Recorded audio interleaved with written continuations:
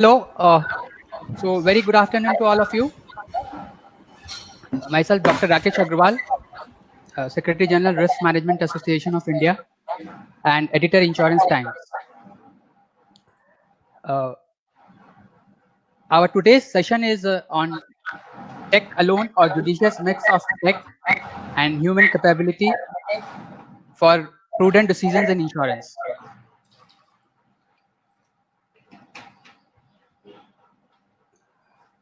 So today's webinar has been organized jointly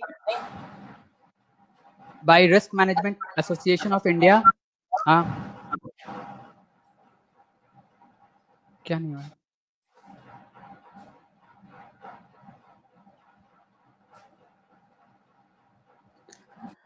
So today, when the world is struggling with COVID-19 crisis, it is crucial to anchor technology towards effective risk management. As we move towards adoption of new technology, we need to keep in mind that technology is used judiciously with human capability so that we can make right decisions and bring out the best for efficient risk mitigation in these challenging times.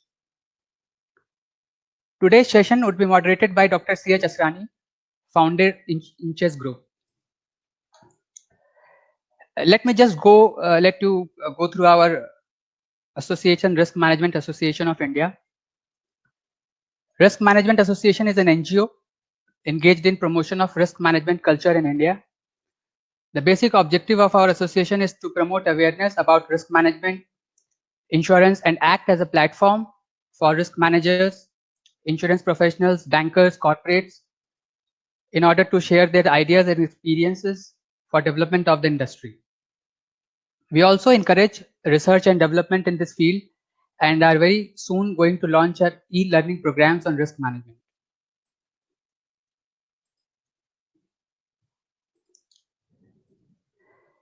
Here is a list of our governing council members. This organization was started way back in 1992 by Mr. R.J. Agrawala, and Professor Chaturaj has been there with us with inception. We have Mr. Sanjay Kumar, Mr. K.L. Naik in our board. We have a strong advisory council members who have tremendous experience in the insurance field. We also have experts in risk management for different fields in our board, and also brand ambassador in Dammam. And in our portal, we have a risk management resource center where you can find a lot of videos, risk management, inspection reports, and a lot of stuffs on risk management. Last year, we organized this seminar on risk management in Mumbai. And we published this quarterly bulletin. Here is a list of our tie-ups that we have with the Chartered Insurance Institute London, AICP London, Risk Spotlight, and Insurance Times, our education partner, magazine partner, which has already also completed 40 years in the field.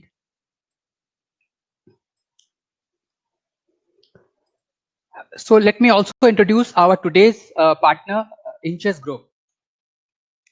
Inchess Group was incorporated in 1996 by Dr. C.H. Asrani, has successfully completed 25 years of providing efficient and effective solutions for risk management to the insurance industry. Inchess brings to table 500 plus collective years of clinical, forensic, legal, and IT expertise. Leveraging medical insights across solutions and dissipating experiential knowledge through its training vertical, Inchess Academy, Inchess Group has come a long way on the path of simplifying insurance. I would also like to announce that RMI and Inchess Academy are joining hands to offer underwriting and claims management training programs, including fraud abuse management. We shall be sharing the details of courses soon. We will have our question and answer session at the end.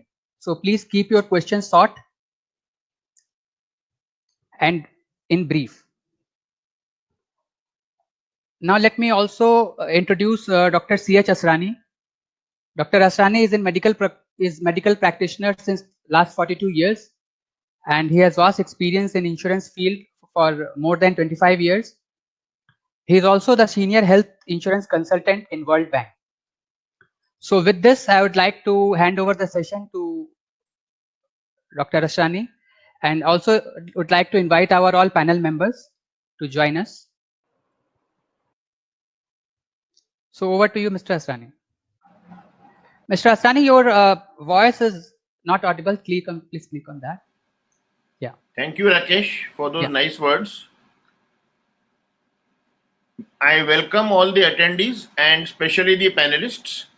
Let me take the honor of introducing my panelists for today. Mr. Sarang Gokhale. I know Sarang for last 20 years. We both started our career together. He is currently Senior Vice President and Head of Operations at ICICI Prudential Life Insurance Company. He is one of the founder members of ICICI Pru Life and more than 19 years of experience in the insurance industry. He started in the underwriting department as an underwriter and has over the years admirably led underwriting, claims and operation function. Welcome, Sarang. Mr. Manish Dodeja is currently Executive Vice President, Head Underwriting and Claims at a standalone health insurer, Religare Health Insurance, New Delhi. He is again one of the founder members of Religare Health Insurance and has over 15 years of insurance experience. He is a chartered accountant by profession. Before Religare, he was working with ICICI Lombard. Dr. Syed Asif Hussain, a medical doctor, MD in medicine, currently Chief Underwriter and Claims or Head at Tata AI Life. In addition to his various qualifications in insurance, he is also a Six Sigma Black Belt. In his current role, he is focused on expanding the protection value chain through innovative underwriting solutions. Last but not the least, Mr. Bhaskar Nerurkar is currently the Head Health and Travel Admin Team at Bajaj Allianz General Insurance Company Limited. He is a postgraduate in mathematical statistics and probability and has had 4 years experience in the Gulf insurance industry. Extensive experience of insurance, policy underwriting, servicing, claim administration, insurance process improvement, as well as IT system.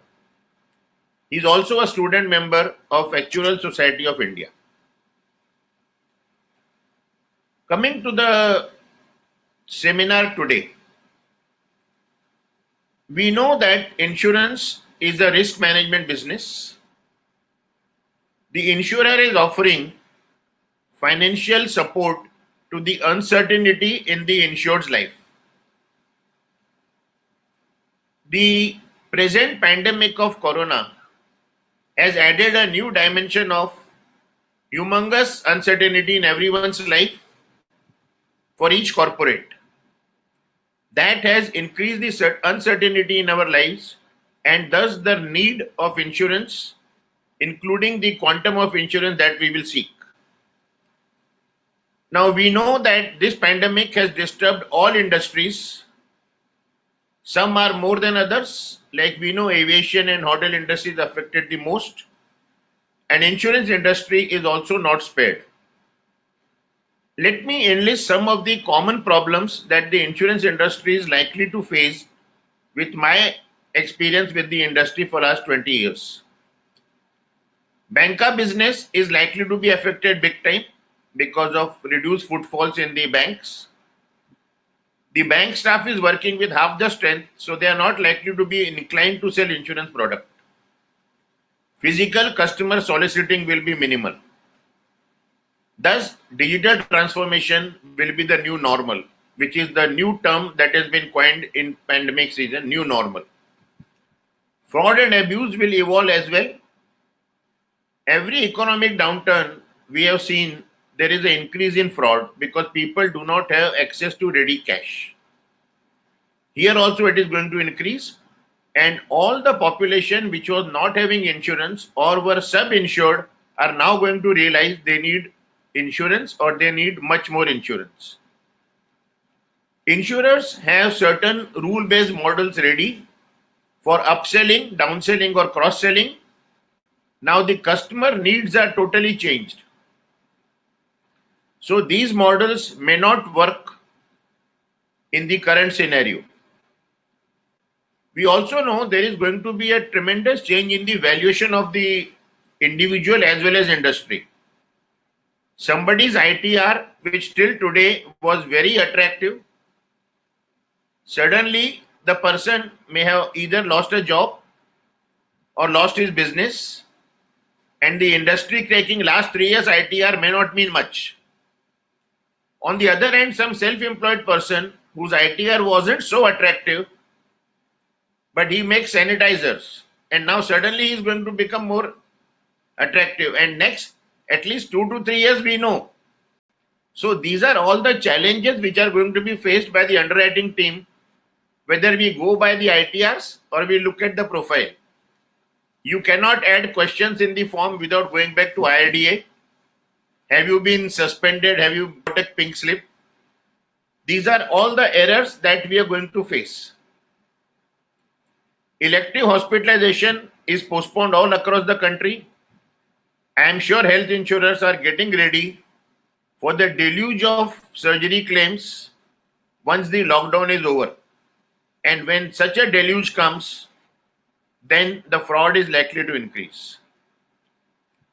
With COVID-19 impacting insurers' ability to manage risk as before, leveraging tech to contain losses and stay competitive is an absolute necessity.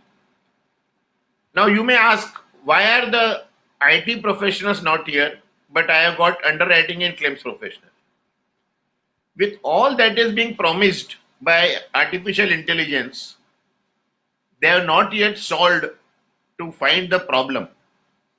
So it's only when the experts who need the solutions, like the underwriting and claims heads, unless they spell out the problem, the tech team or the AI team cannot do much.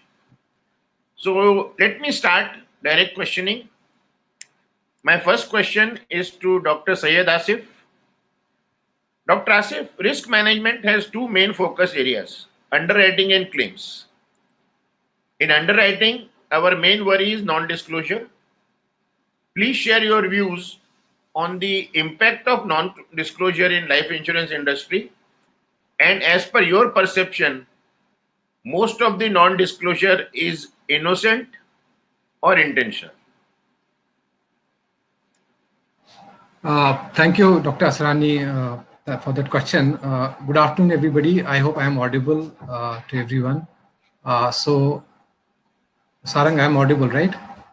Yeah, okay, thank you. So, this is, Dr. Asrani, a very pertinent question that you asked, that what is the impact of non-disclosures on the life insurance industry, or for that matter, any insurance, and how do at least I perceive these non-disclosures?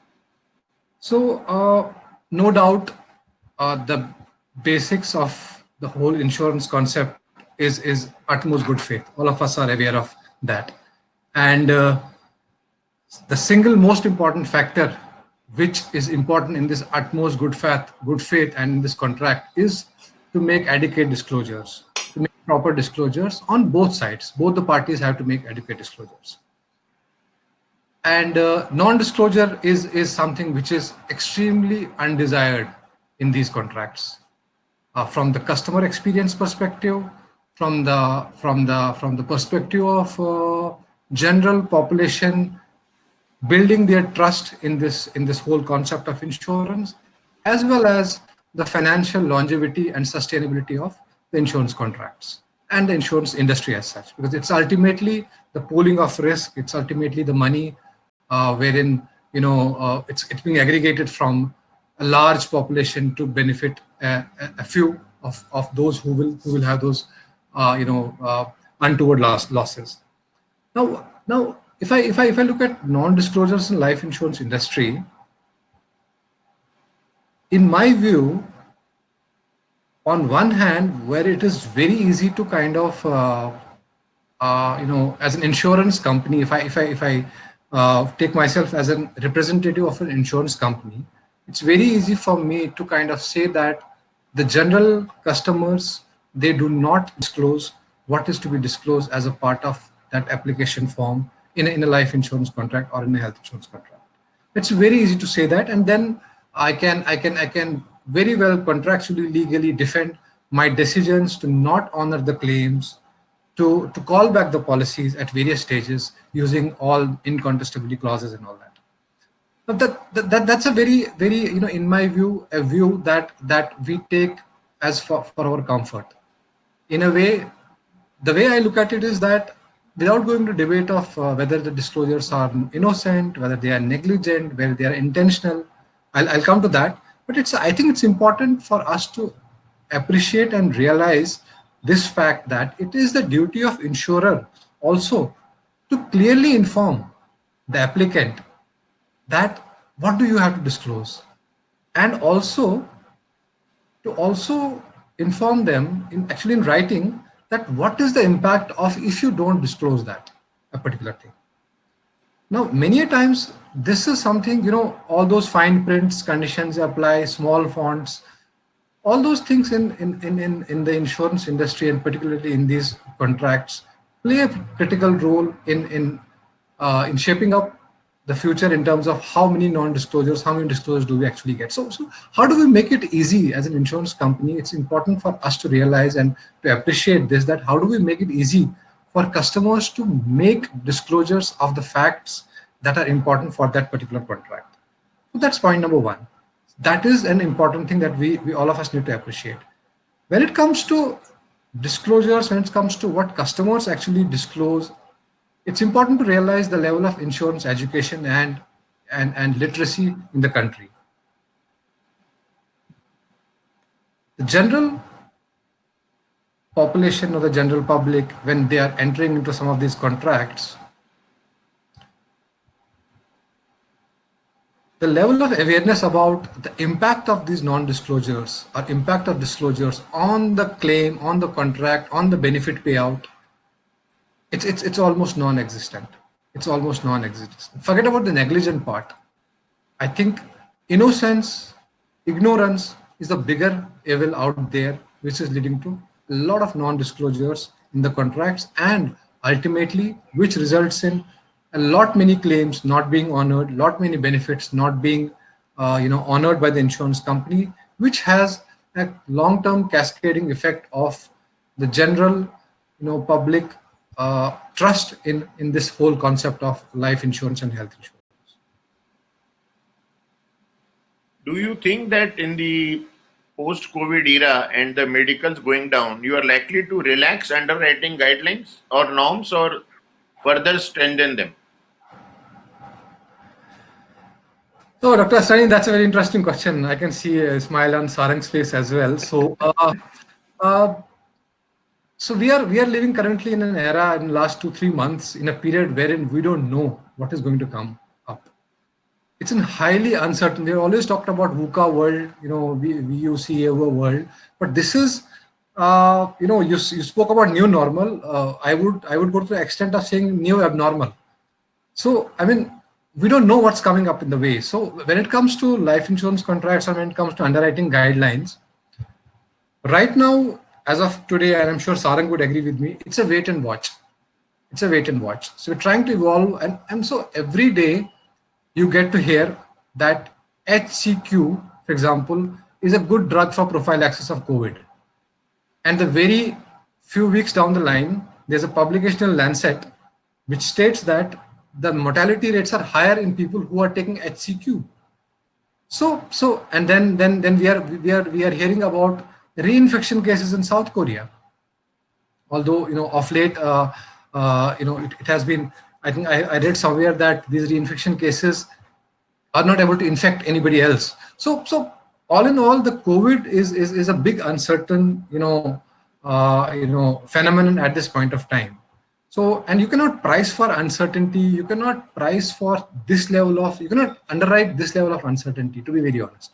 However, it's a wait and watch. As of now, I foresee underwriting going a bit more stricter than what it has been in the pre-COVID era. We are already seeing additional questionnaires, sometimes additional tests, additional verifications that we are, in particular, some additional geographies outside of India also. We're seeing a lot many additional checks that reinsurers largely are guiding us because of the experience that they are seeing in the larger markets. So all in all, I think it's going to be slightly more rigorous underwriting than what it was in pre-COVID era. Thank you, Dr. Said. Sarang, coming to you. Now that we expect more of direct selling, digital selling, do you think disclosures will increase? And in the digital selling, have you considered that your old agent talking to a customer through Zoom and filling his or her form online and still going on with falsehoods? Please give your views on that. So, sir, thanks a lot for the question, Dr. Asrani, and thanks a lot again to the opportunity given for speaking on this webinar. And again, thank you for your fellow panelist also. So here, Dr. Asrani, on the digital onboarding, if you see, the traction has increased on digital onboarding. So even while we were one of the early movers when it comes to digital onboarding, customers are now directly coming on our websites and buying insurance. So that traction has increased. The overall, if you look at the leads that we generate out of pure social media or any other economic, basically any other digital marketing initiative that we take, the leads are increasing. The interest is obviously there. The interest for insurance, as Asif also mentioned, is increasing. Yes, the non-disclosure, the disclosure rates and have always been better when it comes to direct customer purchases. We've seen this level, not this level, but at least slightly lower level of disclosures, even from our intermediary-based sales, because of the fact that they are also very clear that claims would get rejected or probably claims would not get honored if proper disclosure is not there. So we have seen some level of disclosures. Obviously, if it's an intermediary-based sales, they know what to disclose and what not to disclose, right? Due to their experience, due to their overall insurance knowledge, they know what is material, what is not material, not that material. So if you typically look at online, direct to online or direct purchase or direct to customers kind of sales, we see almost typically around 20 to 25% people disclosing some of the other ailments or injuries or even surgeries that they've done.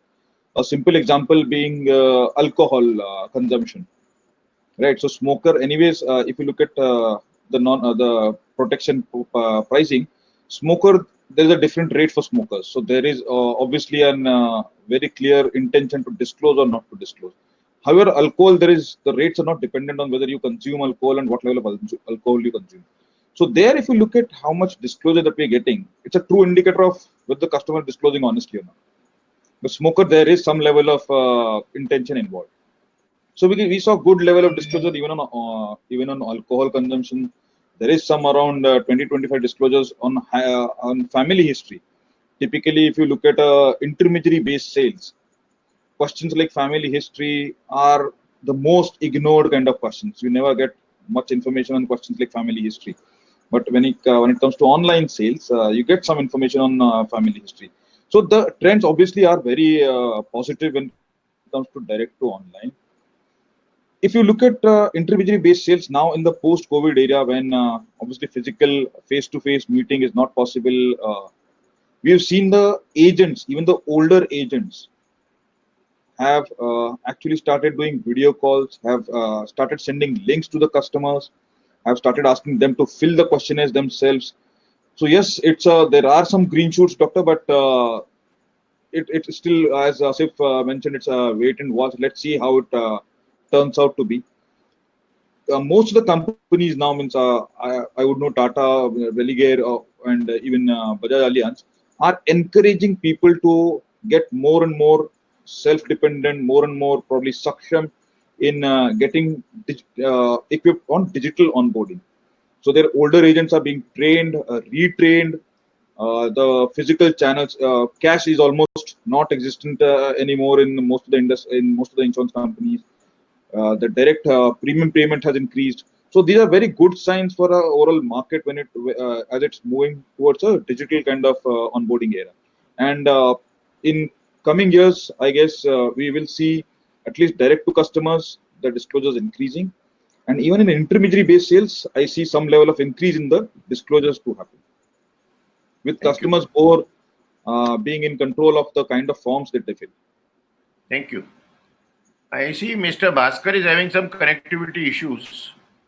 Mr. Bhaskar, are you on? Okay, Yeah, I let think me come. he's there, but there are some issues. Okay, Manish, we Connectivity heard that issue. Religare has a 60-year no medical limit for those without any pre-existing disease. Please give some insights on how you use analytics to underwrite such policies. Sure. That's an interesting question, Dr. Asani. Firstly, thank you to Dr. Rakesh and to you for having me on the panel, and good afternoon, everyone. So we also, when we started our business, for the first few years, we used to do the standard 45 years underwriting, and that is when we realized that if and when we spoke to the customers directly on tele underwriting, and our team of doctors was able to communicate directly with the customers, we were able to gather more information of the customers and be able to address the underwriting and the risk elements of the proposal much better. So hence, in the year, I think 2015, 2016, we moved to tele underwriting, and then over the last period of 2 years, we moved to 60. What has helped is that over the last years, we've got data now to use to find out age, diagnosis, pre-existing movement, and the claimant history of the population that we have. And that has resulted in using artificial intelligence to be able to try and give information to the underwriter to ask the relevant questions to the customer and to the proposer, and to gather more medical information. Hence, we felt that unnecessarily subjecting the customer to a medical test may or may not be the right reason to underwrite. So hence we've used data analytics as well as tele underwriting, a mix of both, to be able to address and underwrite the customer. And so far we've had good results, but it's something that we keep under constant watch and evaluation to keep looking and to keep improving both the processes. So you would say that there's always a human intervention involved. It's not pure tech alone. Today it is not. Today it is not. Today there's a human element involved where while we do a lot of data analytics and push the information to our underwriter, we still have want that underwriter to make that call to the customer and try and understand his health condition better. Because what we've been seeing is that, as one of my panelists rightly mentioned, as you go into deeper territories of distribution of insurance, you're seeing that a small difference between whether the customer has sugar or whether the customer has diabetes. The customer thinks that he has sugar, but when you write it on the proposal form, you're writing it as diabetes, and he probably doesn't address that. This part of the element gets addressed in tele underwriting, where the person calling him asks him, "Sir, are you taking any medicines? Are you do you have sugar? Do you have BP?" Once you address these questions in simple English, we've seen that our disclosures have gone up, and customers are also more willing to talk rather than have these scientific terminologies on the proposal form. Hence, my sense is for at least the near future, there will be a mix of human as well as artificial intelligence as well as data analytics that will go in. Till the time we've been able to reach that level of data accuracy where we are able to underwrite basis scoring of proposals. So yes, to answer your question, I think we will have a mix of both, at least in the near future.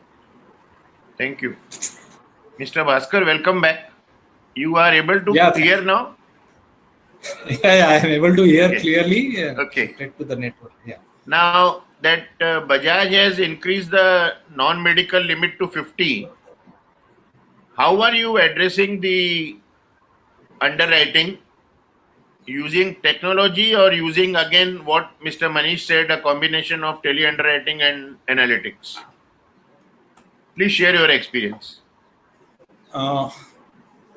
just let me start with my thought process that this technology and AI will only amplify human intelligence.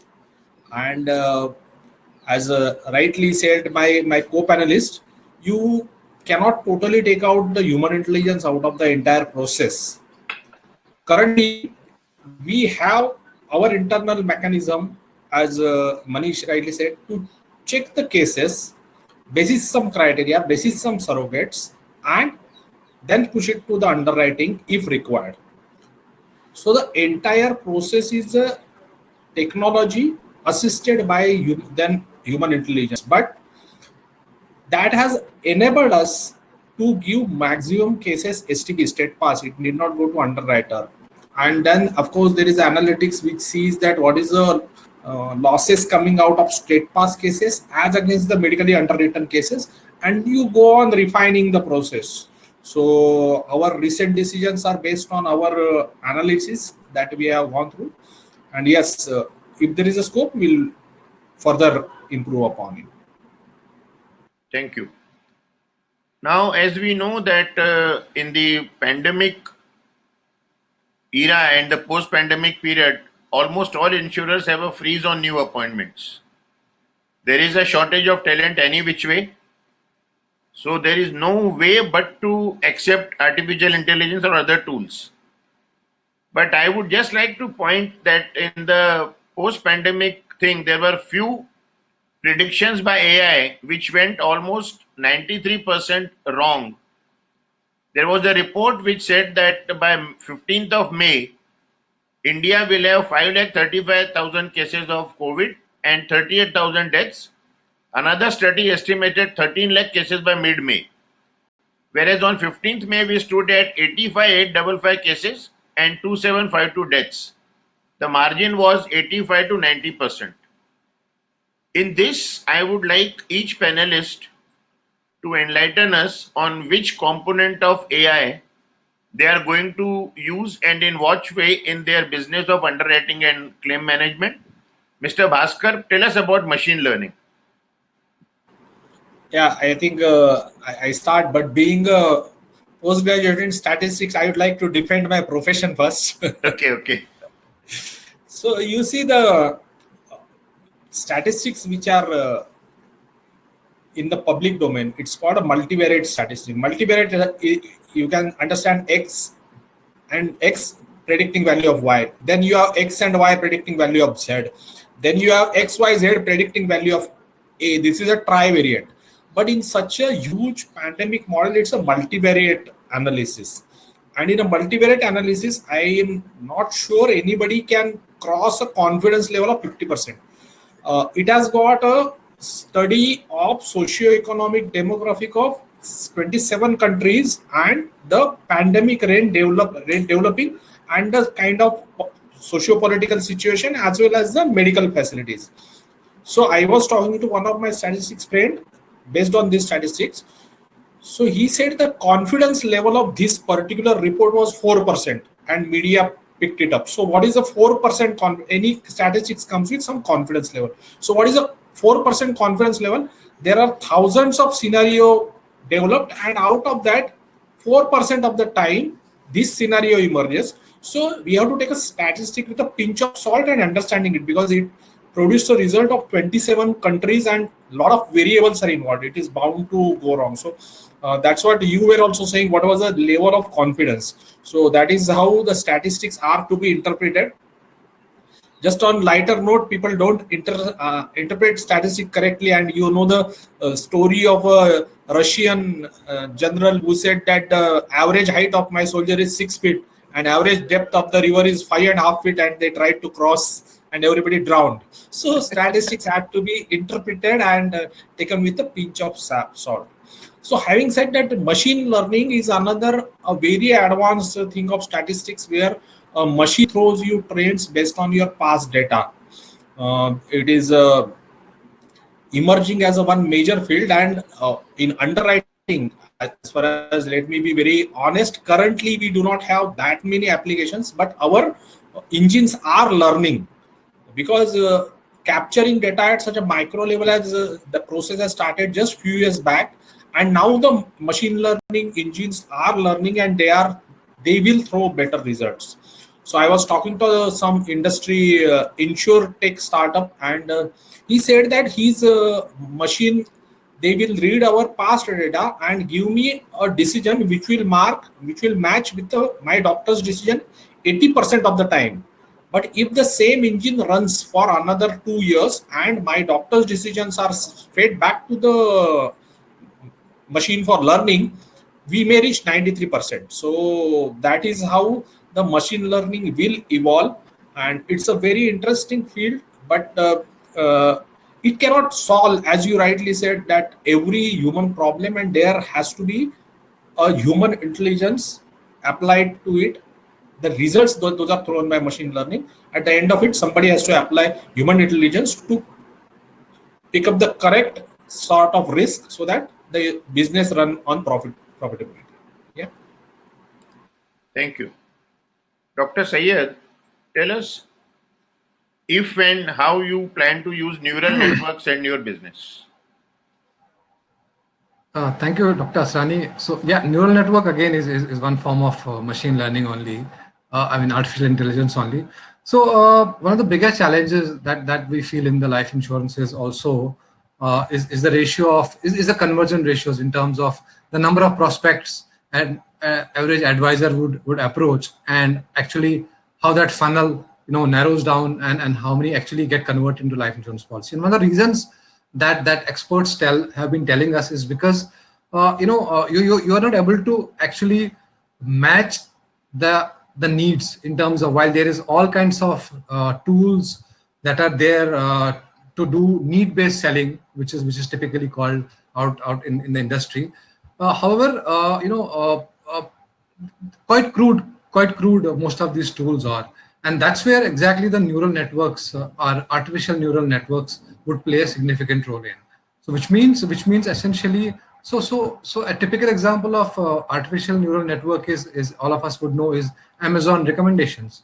If you go into Amazon app, it will clearly show you that people like you also bought so many these things, and they will show up in the banner.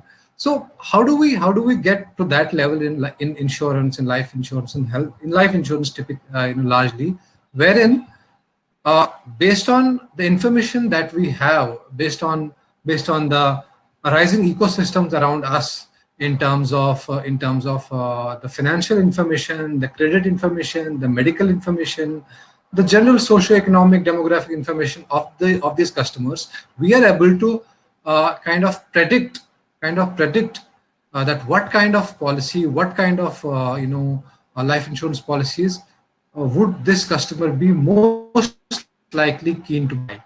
So that kind of targeted selling and that kind of actual need-based selling is where the neural networks can play a significant role in. And this is only possible when you have interconnected systems across different industries, different databases, and that is coming up in the last few years after demonetization and the whole digitization. It is today, it seems possible, and we have already seen a lot of targeted life insurance sales also happening. Many of us would have got through our banks, we are credit card customers, we would have got an emailer stating that you are pre-approved for X amount of life insurance. Or that's all because there's so much of information available, and I think neural networks have a significant role to play out there in that particular area. Thank you. Mr. Manish, I believe you have been dabbling in NLP for managing underwriting and claims. Please give some insight to our participants on the scope of what NLP can do. So again, as rightly mentioned by my co-panelist, what has happened is that over a period of time, we have a lot of data, both on the medical, on the financial side, and we've realized that you can clearly leverage those data to automate a lot of processes, as well as assist a lot of the underwriters and the doctors to make decisions. So two fields that we've tried to use NLP, artificial intelligence in, is one is to identify high risk claims, to see to give the claims a score basis our previous data that has gone into the system, and basis which the claim is scored, whether it's a high risk or a lowest risk element. And similarly, we've started working on an underwriting agent to help us, as I mentioned in my earlier interaction, to underwrite proposals, to be able to give us to give extra information to our underwriter that a particular age bracket customer with these comorbidities or with these pre-existing diseases, what is the risk element in terms of the claim portfolio, etc. So we started working on that part of the engine as well. But we've found tremendous success on the identification of the high risk claims. The underwriting one is still work in progress. So we will still try and see if we are able to achieve some success in that. Mr. Manish and Mr. Bhaskar, both your companies are into government mass schemes. Have you used these analytics or machine learning or AI tools in that and got some results? Mr. Bhaskar, you please share first. Government mass scheme and their administration actually is a different mechanism altogether, because these are administered by TPAs, and insurer comes in at a much later date just to book the claim. What I have seen, in fact, basically their systems are also pretty robust. They have got a pretty robust software, and the one aspect which was discussed, like a fraud detection. So the machine learning and AI is very much important when it comes to fraud detection. In government scheme, we are able to, since we get the data afterwards, we are able to find out something, and on basis of that conduct some ground level investigation, very focused investigation, and get some result out of it. But the live claims, and there we will not be able to make much, because those are administered through TPA mechanism. We only get a poster data. Thank you. Mr. Manish, I believe you managed it yourself. What was your success in predicting fraud using these tech tools?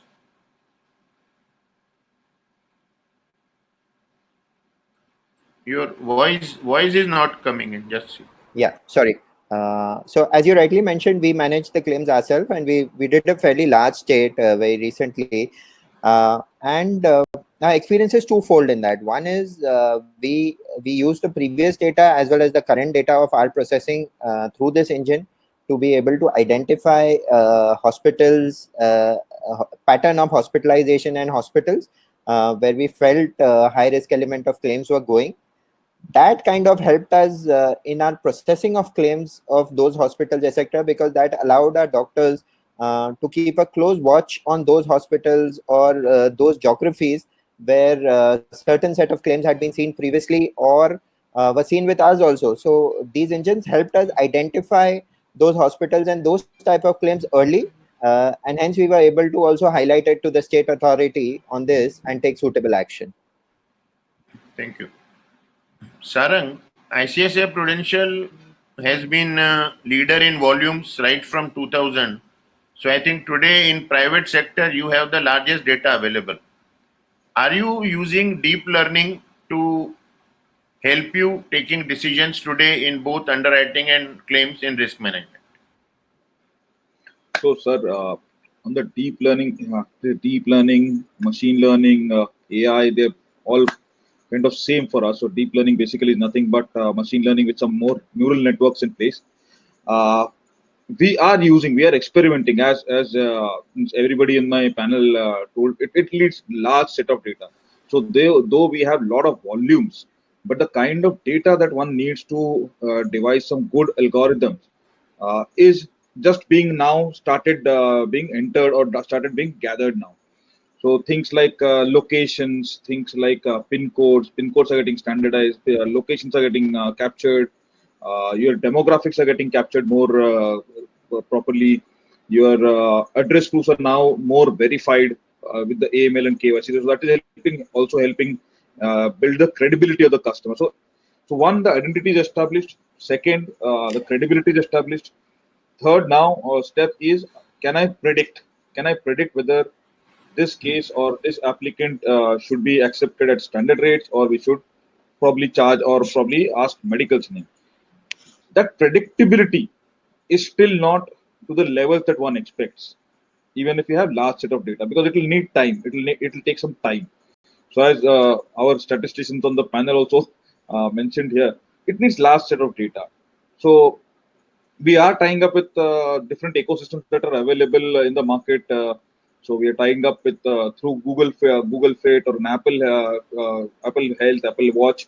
So all these fitness tools that are there, it needs a very integrated kind of ecosystem to get all the access to all these large set of data. While it is available, while it is there, it is still consent based. One can't just simply log on to anybody's Google Health or Google Fit. So there are other privacy and other issues for me to access that data, which I don't think will get solved in the near future. So what is left is all these surrogate kind of information that I have around health. So we have this credit bureaus, we have financial information, we have some details from banks, we have information on the ground from the agents and how old the agent is there in our system. So all these algorithms, all these insights are being used currently, right? Is it throwing the right results? No, it will still take some time. So our stated philosophy, Doctor, over here is again, as is most in the industry, is it will be an augmented decision for the underwriter. So AIs currently will be using just to assist underwriter in taking a holistic kind of decision. Because I think all of us will appreciate the kind of information that we used to get when we were underwriting probably 20 years back, and the kind of information that is available now for that particular individual in the market now is at a different level.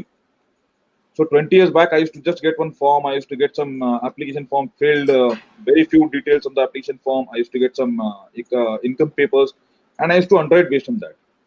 So now we have these AML systems, we have different health systems, we have social media when one can easily access whether he was fit, whether he is a marathon runner, whether he is actually a diabetic patient and he's getting into some camp. So all the information is available. Now, how do you make most use of this information and feed it to an underwriter to take the best possible decision for this customer? Is the endeavor we're trying, all of us are trying to achieve with, you can call it AI, we call it deep learning or a machine learning kind of tools. But it is still, I guess for me or for our company at least, it will still be a constant WIP over the next few years, a constant work in progress, because I don't think we'll see the full-fledged use of AI, which will replace human underwriters, at least in the near future. It will take some time. Thank you. So one thing is clear, that we cannot depend on tech alone. We need a mix of tech and human capability. With constant shrinking of the talent pool, with the freeze on new appointments, and what I in a lighter vein say, that insurance industry is a musical chair for people to go from one company to another. This question I'll put to all four of you. How are you addressing the empowerment of your teams? Mr. Bhaskar, you start first, then I'll take one by one. I may not be the appropriate person to answer this because I myself have spent 16 years in one company and now last 13 years in another. So it's not a musical chair. But coming to the question that there is a certain pool of talent for which there is this musical chair is happening. And we empower our team, as you said that we continuously make them aware of all this, and the decisions that they come from the team today are tremendous. They are getting involved in every aspect of the business and they are coming up with suggestions. They are building something. All of you may be knowing we are in the journey of transforming our own internal software. Our software was in-house developed and we are getting into the new thing. So the kind of things that my team today is asking in the new software, it's tremendous. And this interest or this sort of involvement in their work, where they are trying to put some pieces of technology together which will augment their work another 4 or 5 years, then that makes them stay for longer stay involved and stay much more attached to the organization. So yes, but some technology pool resources, it's a challenge for entire industry. They are every 2-3 years they keep on moving. So you better develop your in-house team because they are domain expert, and give them some technology background. They will be with you for a longer time. That's my take on it. Dr. Syed?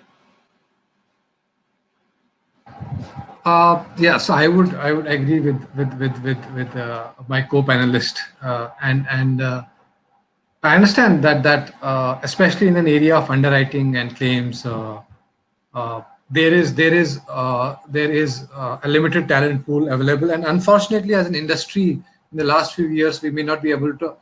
Probably, we are not able to attract good talent. But at the same time, I firmly believe in the philosophy of you don't really go out and hire underwriters and claims professionals. You hire somebody with the basic level of education, whatever graduation, post-graduation, and then you create those underwriters within the organization. You invest in them. And there are so many things. So as an industry, for example, Insurance Institute of India, in the last few years, it came up with diploma and advanced diploma in life underwriting. So if you and with the content which is very much relevant to the to this country, and then for ages there have been other courses like LOMA, Academy of Life Underwriting, but those certifications. So lot many of our companies in the industry, I think they invest in people. In fact, fund some of these certifications for underwriters and claims professionals, so that they become good career professionals as far as underwriting and claims is concerned. So of late, yes, there have been some challenges wherein we have not been able to probably retain and groom talent, and not able to kind of particularly this the new generation, Gen X, Gen Z, whatever you call them. How do you keep this these like underwriting and claims relevant to them as well? Because they seem to be in here and now era, wherein everything for them is one device in their hand, and they seem to think that everything in the world can be done through this device. So how do we better make underwriting and claims possible through these devices only at the tap of the hand? So those are some of the challenges that I think we should look forward to proactively address, so that this industry in the current shape and form stays relevant to this talent, and we're able to get continuously have some fresh pool of talent, and and coming into us as well. Else I think, yeah, we should think of investing and not merely kind of procuring talent. Let us create talent, and that's all what I want to say. Yeah. Mr. Manish, health insurance generally has seen a very high attrition of doctors, because they come in because they can't practice, then they feel they get bored very easily, then they want to leave, and then when you invest in them, you teach them something, somebody else gives them an offer. So how do you manage all these challenges? So as our panelists have mentioned, this is a challenge for the industry. I think there is this limited pool of doctors, limited pool of medical professionals that are there. What we've tried doing is that we kind of give them empowerment, because again, being a health insurance company, we have 3 or 4 or 5 areas where medical professionals are generally used, be it claims, be it underwriting, be it wellness, be it the whole fraud risk management. So we make sure that there is a movement between the teams of the medical professionals also, so that each of these medical professionals, because finally transaction processing also, as you rightly mentioned, the doctors get bored. So we make sure that we do an internal movement within these transactional teams, so as to make sure that there's a level of freshness that is involved. Second, we kind of invest in training, do a lot of work around that, so that we keep everyone involved.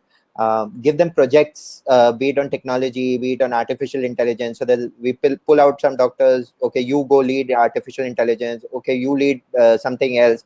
So that keeps a level of freshness involved within the team, so as to ensure, and they are empowered to lead that project to completion. So with the empowerment, giving them freshness, we kind of keep them involved in a lot of things. Thank you. Sarang, how do you handle? You will be requiring a lot of doctors. So how do you handle this shortage? So, sir, obviously we can't produce or train doctors overnight. Even underwriters, for that matter, we can't just produce underwriters and train them overnight. It is a long gestation curve, and as Asif said, it's not just that we put them into one classroom and they just quickly learn and they become underwriters. It comes with lot of experience. So unfortunately, we don't have an injection called experience or judgment, which we can inject and probably make them a good underwriters in quick short of time. But what we have done is over a period of time, we realized that one, we are, as Asif said, we are not getting talent from outside. We are trying to build the talent ourselves. So we are hiring more from the campuses, tier 2, tier 3 campuses. These are people who are hungry to do jobs, hungry to work for more, basically to learn better knowledge, learn more. So we're getting those people in. We are giving them small kind of doses of insurance. It's not, again, given the kind of generation that we have now, right? It is not that we make them sit into one classroom. There are WhatsApp trainings, there are 1-minute videos, there are YouTube videos that we send, but each course or each dose is not more than 5 minutes or 10 minutes, which they can probably just while traveling or while commuting, just go to the one odd piece and start learning. The other is project-based learning, where, as Manish also elaborated, they are put onto different projects. They are just asked to give ideas. And believe you me, doctor, when you actually put these young minds into projects, you get the best of the ideas. You get the freshest of the ideas, where because they have not seen anything other than Facebooks and Twitters and Instagrams of the world. So the kind of idea that they give, and if you also look at the company systems, the corporate system, are typically very archaic. They're very heavy to understand. So they give a lot of fresh ideas to how to make it simple, how to make it user friendly, how to make it more kind of visually attractive for people to work long hours. So we are getting good amount of suggestions on those areas as well. But over a long term, yes, we will be investing in our own grooming our own talent through short trainings. There are a lot of reward and recognitions to be done around projects. So we have our annual Tatwa, which we gave for the best project the team has done, the ROI that have generated, or probably the efficiency that they've improved, or completely innovative kind of job that they did. So all these things actually make them, one, motivated to work, encouraged to work with the company, and even to give their best. Sir. So that's how probably we keep them fresh. Thank you. I have some questions. Before that, I'll ask one question to all of you. Sarang had mentioned Apple Watch. There are a lot of ECG machines which are today very advanced, and they are giving near exact diagnosis. Do we ever see in next 5 years insurers accepting machine diagnosis of ECG to underwrite a policy, or a health insurance that single channel ECG on Apple Watch to use it to accept or deny a claim? You can take chances one by one before I go to question. Mr. Bhaskar? Yeah, I think whatever we discuss is about a technology as of today.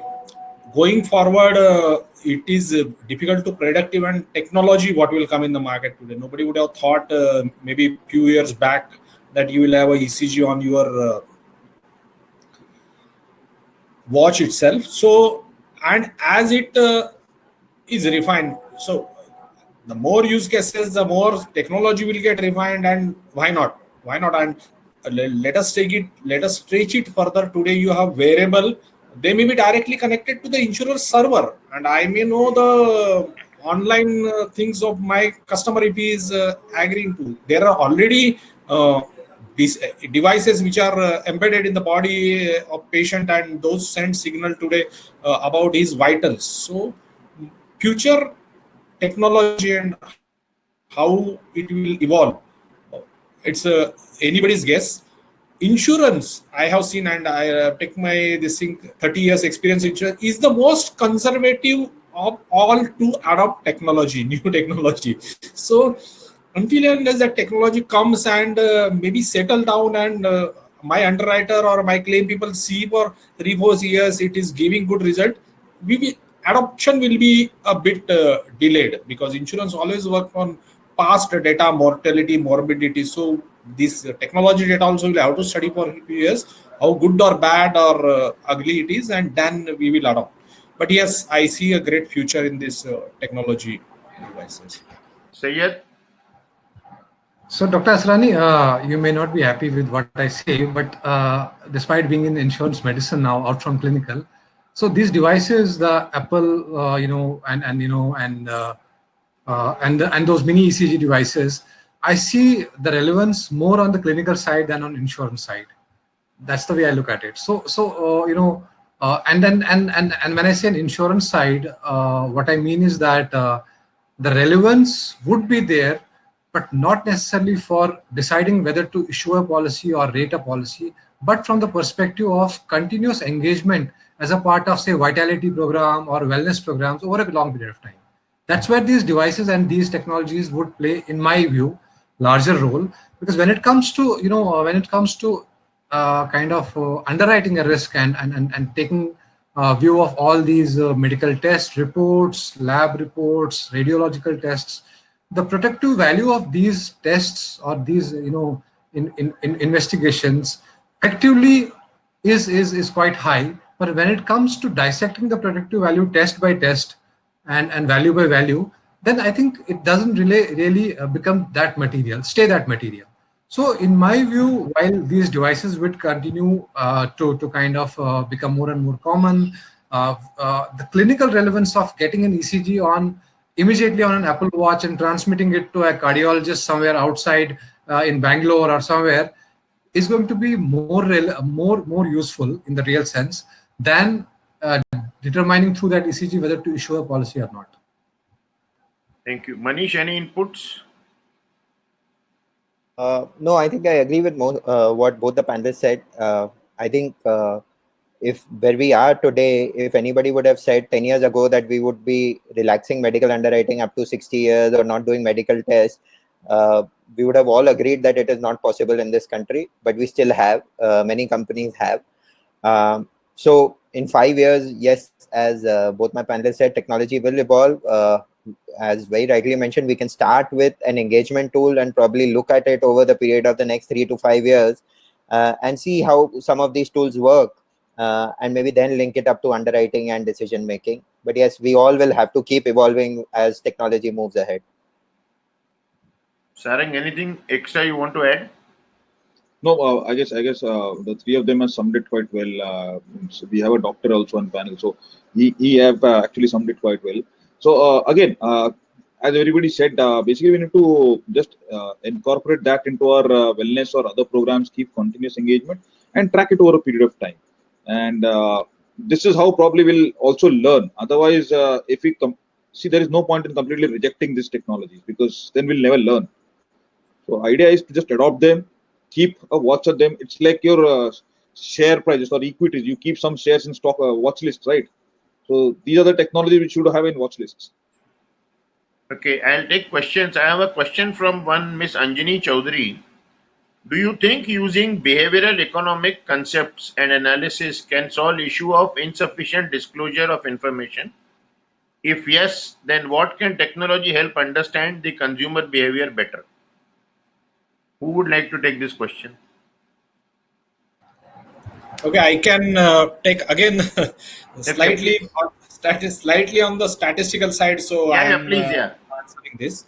See, all the behavior economics and all the trends and trying to evolve a risk profile out of it. We are not completely there, but yes, today a lot of financial institution which give loan to the customer, they are trying to utilize this data, behavioral economics, and how they are preparing a risk profile from the loan credit perspective. So science is already there and it is being used.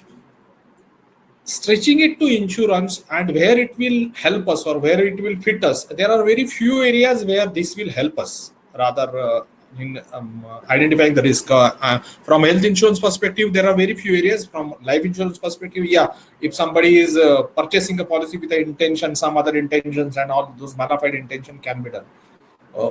And to be very categorical about it, some of us are doing some of those things, not in a very structured way.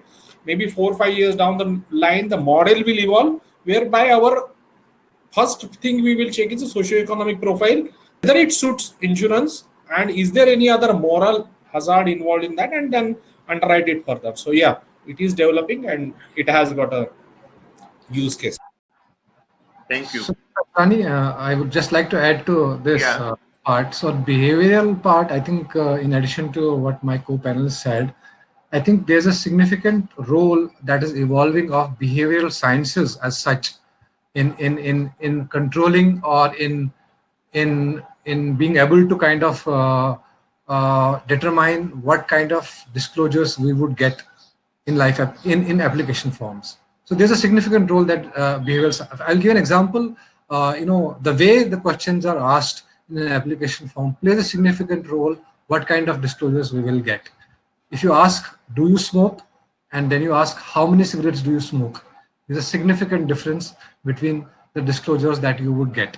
So all in all, behavioral sciences and of course behavioral economics is going to definitely play a significant role in near future. Thank you. I have a question from Professor Abhijit Chaturaj. How do you track health behavior to help better underwriting? Are we doing it in India? Anyone? Yes, no, anything? I don't think, at least as far as I know, there is a very limited tracking that we do of health behavior. There are products or solutions that have started very recently, which allow customers to earn reward points basis as healthy behavior, etc. But it is still new. It has still not reached a particular stage where you can say that it has a success or not. We still have, as an industry, we still have a journey to go for that. Okay. Then this question, Manish, for you. Can technology help to identify inflated claims from hospitals by comparing various scenarios? Yes, it can. Yes, it can. Data. Your own a company's insurance claim data itself can help run through a particular claim and help highlight what are the deviations from a particular standard of treatment, what are particular cost of treatment, were there any higher antibiotics used. There is a lot of work that is going on there, and technology can clearly help in identifying inflated claims. Is a question by Shailesh and Dr. Sushma. How do you ensure various AI technologies, the results given by them align to factual results?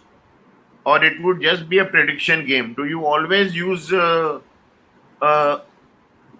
confirmation of the presumptions made by the AI? If I go first, yes, you do. As rightly mentioned, when you start using AI, you always do it with a mix of AI and human element. You just don't start implementing AI. You look at how the intelligence is working along with human intelligence working together. Post validation of both working fine is when you can really go and start working trust. And as my co-panelist had also mentioned, it's a journey. I don't think anybody can say that I have implemented artificial intelligence. You can see some success initially, but it's a journey, and you have to run it parallelly for a good period of time to be able to establish confidence into it. So, Dr. Soni, I just wanted to add to what Manish just said. So AI, there are again two types of AI or a machine learning kind of implementation that is being done. One is a complete black box kind of engine. So let's say Amazon, for example, it recommends. So we don't know how and why it has recommended that product, right? And then there are other engines which can actually tell you that I have recommended this because of 1, 2, 3, 4, 5 reasons.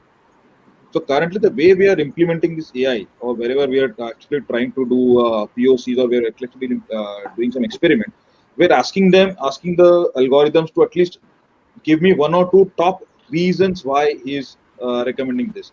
That is being validated. So whether it is because of BMI or whether it is because of, let's say, some other health parameters, whether it is because of the socioeconomic factor that he's seen. So these are getting actually displayed, and then the underwriter takes the decision whether to actually go with the AI decision or not to go with the AI decision. So we get a good and not good decision, and if it's good, obviously it's clean. If it's not good, it gives reason why certain needs to be checked, why certain parameters need to be checked. Thank you. There's a question from Bangladesh, Mohammad M. Khan. Since people are not going for medicals due to lockdown, how are the companies underwriting, medical underwriting policies in this scenario? Anyone can take the question. So now that people are not coming out and visiting clinics and all, there are two ways. One is, as rightly said by Manish and other co-panelists also, that we are evolving a strategy whereby underwriting itself, the medical will be required at a very later, means only for higher ages. And on that also, then there is a stage called tele underwriting. And when we did the tele MER, 100 customer go for tele MER, hardly 17 out of them were to be sent for the physical MER. And so tele MER is the next step, and the last step is, if there is any physical MER required, today there are collection centers. Today we have pathologists who will visit in a certain hours with all the protectives and get those bare minimum medical tests required, but that will be a very minuscule population for which it is required. So first is our system based underwriting, then there is a tele MER if required, and then last thing is there is a thing available in market today where the customer can be visited and get those reports. Thank you, sir. Nishit Kumar Maheshwari asks, are companies planning to make apps in multilingual languages to reach out most customers throughout the country? All your companies are making multilingual apps? Multilingual is a very long journey, but I think everybody is trying at least to come in a Devanagari Hindi, which will be available for most of the thing. Every company will be somewhere in that journey. Yeah, I see. You were saying something. Yeah, so basically multilingual, we started with the regional language, at least text messaging, sir. So here we are sending text messages in regional languages. So that's a start for us for last 5, 6 years. We've been doing that. Multilingual, as yes, Mr. Bhaskar just said, it will take some time, but Hindi or a bilingual Hindi and English, or probably Tamil and English, is something that we are experimenting with. Are you using any specific tool or application to analyze predictive modeling which will help the field investigations? Because see, 30 to 40% success in field investigation means 60 to 70% failure. Is anyone using analytics to ensure that more field activity is successful? We have recently got a engine, and now what the engine, as I said, it is being trained that whatever decisions our team is pushing and whatever results the engine is saying, that at the end of the day this should have gone for detection, field investigation, those are being matched, the thing is being trained, and the reverse data is being passed. Out of that, what is success? Today our success rate on field investigation is 53%, which is quite good, but we would like to take it further. And yes, these technologies surely help, because every field investigation is a cost at the end of the day. And secondly, a field investigation sometimes touches the raw nerve of the customer. You'd like to avoid it until unless you are pretty sure that yes, there is something which is not correct here. So, Dr. I just would want to add here. Yeah, okay, sure, please. So here again, we are using couple of engines here. One, to determine which case to be sent for investigation. Second, how it is to be sent for investigation. Right. So we are using these two models here. Very well established model. We have been doing it for last 3 years. Definitely, the engine is improving over year on year, and we see good amount of hit rate, at least at new business stage. Claim stage, yes, we have a different model to understand which case needs to be investigated. The other thing that we have also done is how quickly the information reaches the field investigator to check and verify give me the results back. Because field investigator also needs to get tracked. We also actually track the geolocation, whether the investigator actually went there and met. We ask him to click some photographs. We take some actually demographics from the photographs itself. So these are being technology are being leveraged to match and use this information to give me a better results. And this information again is scored and sent to underwriters or claim assessor for further processing. Thank you. So I think we have exhausted our time. Yeah, I think we are already. Thank you very much for all the participation. So one thing we conclude that we still have some time to go before we decide purely on tech. Maybe we will come here again in 1 year time and see how much we have advanced. Last question is there collaboration within the industry on whatever journey each one has done in technology, or each one is inventing their own wheel? I think answer may not come easily. This is an area, yes, that needs improvement. That's my view. It will be unfair to say that there is no level of collaboration. There definitely is, but can it be better? Yes, is my view, and other co-panelists can agree or disagree.